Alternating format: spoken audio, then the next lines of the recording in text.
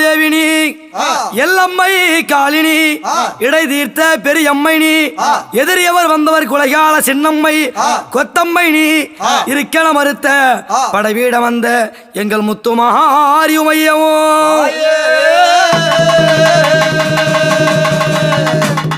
சாமி சொல்லப்பா. எல்லா சாமியோடைய கதையும் சொல்லிட்டு வரீங்க அம்மன் மேல.